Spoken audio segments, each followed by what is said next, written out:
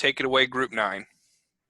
Hello, we are Group 9 and our presentation is on HIPAA, which stands for the Health Insurance Portability and Accountability Act of 1996. My name is Heather Pinheiro. And my name is Joseph Simiyu Baraiza. When was HIPAA enacted? The Health Insurance Portability and Accountability Act of 1996 was enacted by the U.S. Congress and signed by President Bill Clinton in 1996. It was originally sponsored by Senator Edward Kennedy of Massachusetts and Senator Nancy Cosbaum of Kansas.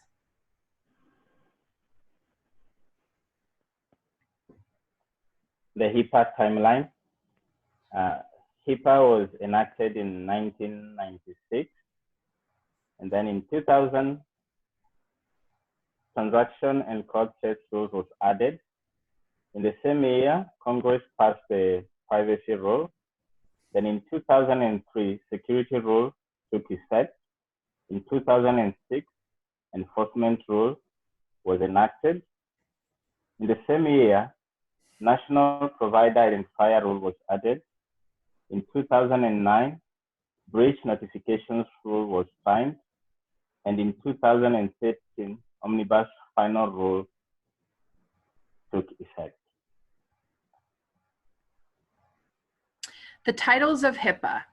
Title I of HIPAA, which is the COBRA/portability one, is known as Healthcare Access, Portability, and Renewability, and deals with healthcare plans and policies. It ensures that individuals are able to maintain their health insurance between jobs. It establishes rules on how a group plan handles pre-existing conditions, and it makes certain that a group health plan can't establish the amount of a person's monthly premium or deny coverage based on health status, medical history, genetic information, or disability.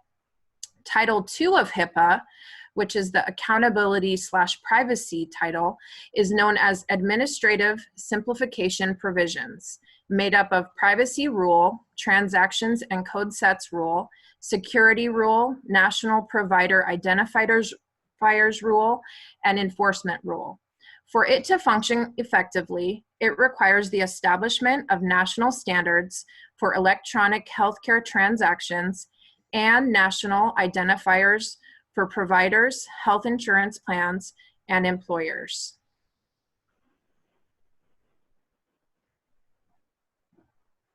Title III of HIPAA deals with HIPAA tax-related health provisions in regards to medical savings accounts. Title IV deals with application and enforcement of group health plan requirements. It further defines health insurance reform, including provisions for individuals with pre-existing conditions and those seeking continued coverage. Title IV deals with revenue offsets in regards to tax deductions for employers.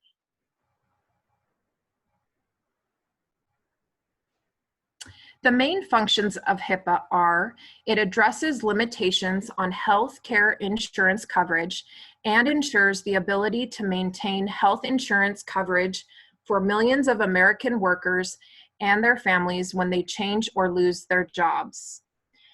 And it reduces healthcare fraud, theft, and abuse by requiring protections designed to ensure the security and confidentiality of patient information, as well as standards for transmission of electronic data relating to patient health information. The HIPAA privacy regulations require healthcare providers and organizations, as well as their business associates, to develop and follow procedures that ensure the confidentiality and security of protected health information, otherwise known as PHI, when it is transferred, received, handled, or shared. This applies to all forms of PHI, including paper, oral, and electronic.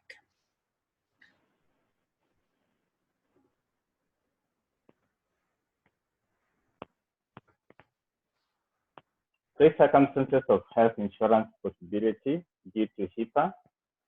The first one is leaving a job where you had group health plan coverage and moving to another job with group health plan coverage. Also applies to dependents of those who change jobs. The second circumstance is losing group health plan coverage, then meeting the definition of HIPAA eligible individual and wishing to purchase individual health insurance coverage. The third one is having individual health insurance coverage or any other type of credible coverage, and then enrolling in a new group health plan. Myths about HIPAA portability. Portability does not let you keep your plan or benefits that you currently have when you change, lose, or get a new job. The second myth, it does not require your new employer to provide health coverage. The third one, it does not guarantee that if you change from one plan or policy to another, the benefits you receive will be the same as those that were available to you previously. And lastly, it does not control the cost of health insurance coverage. HIPAA versus COBRA, how do they relate?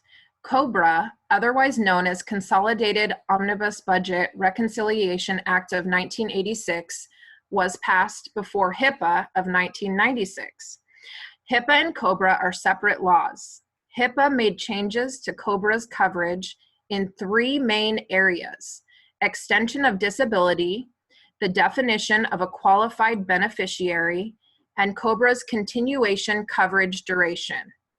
HIPAA's main purpose was to protect against pre-existing condition exclusions if a person avoids a gap in insurance coverage longer than 63 days, including COBRA coverage. What is HIPAA compliance? The privacy rule applies to health plans, health clearing houses, and to any healthcare provider who transmits health information in any form in connection with transactions for which the Secretary of the U.S. Department of Health and Human Services has adopted standards under HIPAA. The HIPAA privacy rule protects all 18 fields of individually identifiable health information held or transmitted by a covered entity or its business associate in any form or media, whether electronic, paper, or oral. The privacy rule calls this information protected health information.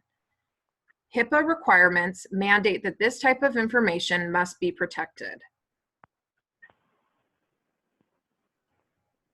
What is considered protected health information under HIPAA? The first one is the patient's name, address, birth date, and social security number, an individual's physical or mental health condition, any care provided to an individual, any information concerning the payment for the care provided to the individual that identifies the patient, or information for which there is a reasonable basis to believe could be used to identify the patient. If protected health information is disclosed in violation of its policies and procedures, the covered entity must mitigate, to the furthest extent actionable, any harmful effects. Physical and technical safeguards. Facility access and control. A covered entity must limit physical access to its facilities while ensuring that authorized access is allowed. Workstation and device security. A covered entity also must have in place policies and procedures regarding the transfer, removal, disposal, and reuse of electronic media to ensure appropriate protection of electronic protected health information, or EFI. Access control. A covered entity must implement technical policies and procedures that allow only authorized persons to access electronic protected health information. Audit controls. A covered entity must implement hardware, software, and/or procedural mechanisms to record and examine access and other activity in information systems that contain or use EFI. Integrity controls. A covered entity must implement policies and procedures to ensure that EFI is not improperly altered or destroyed. Electronic measures must be put in place to confirm that EFI has not been improperly altered or destroyed. Transmission security. A covered entity must implement technical security measures that guard against unauthorized access to EFI that is being transmitted over an electronic network.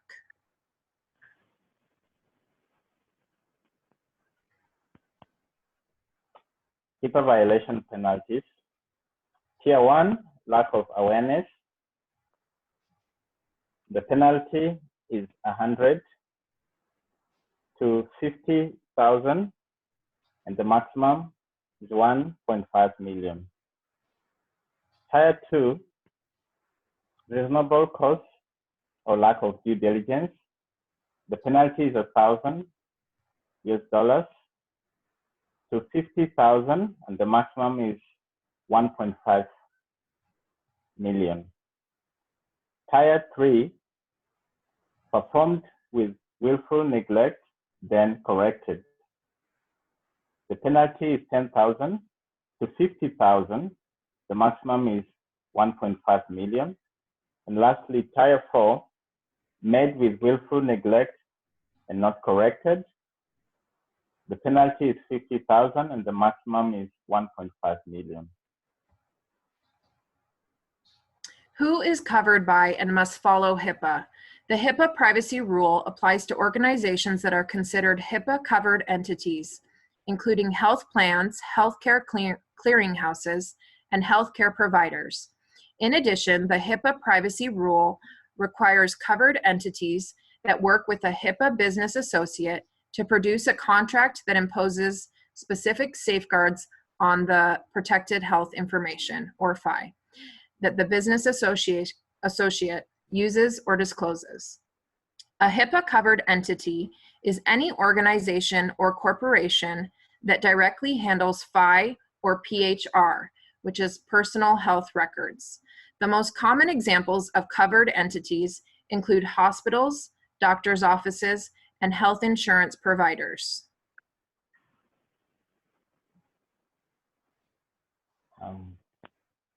These are the references, and thank you for watching. Thank you.